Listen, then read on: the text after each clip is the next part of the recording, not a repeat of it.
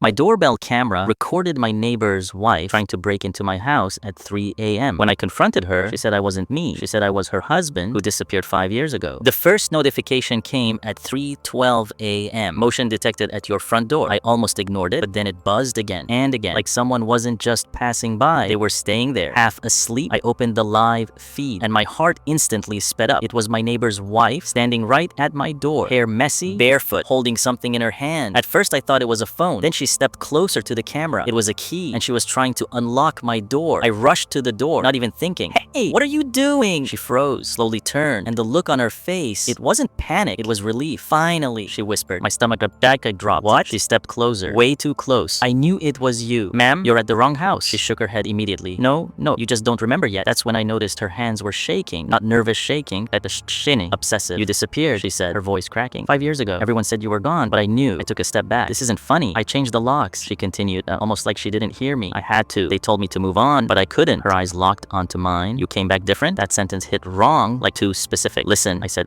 trying to stay calm. "You need to go back home right now." But she wasn't listening. She was studying my face, like she was comparing it to something in her head. Then she said something that made my chest tighten. "You shaved the beard." I froze. "I had 2 days ago, and I never told anyone." At that point, I slammed the door shut, locked everything, hands shaking now, because this wasn't just some confused neighbor anymore. She believed this, and somehow she knew details she shouldn't. The next morning, I went straight to her husband. He looked exhausted, like this wasn't new. "I'm really sorry," he said, before I even finished explaining. "She's been like this for a while." "Like what?" He hesitated. "She thinks I'm not her husband either." I felt something cold settle in my chest. "What?" She says the real one disappeared, that I'm just someone who looks like him. I stared at him. "And you're just okay with this?" He gave a tired smile. "What else am I supposed to do?" Then he said something that made everything worse. "You're not the first neighbor she's done this to." That should have been the end of it, but it wasn't, because later that night, I checked my doorbell recordings again, and I noticed something I missed before. At 3:09 a.m., before she showed up, someone else walked up to my door. A man standing just outside the camera's full view, watching, waiting, then stepping back into the shadows right before she appeared. My stomach dropped because I zoomed in, enhanced the frame, and for half a second, you could see his face. It looked exactly like mine. Not similar, not close, exact. And suddenly, her words didn't sound crazy anymore. They sounded late.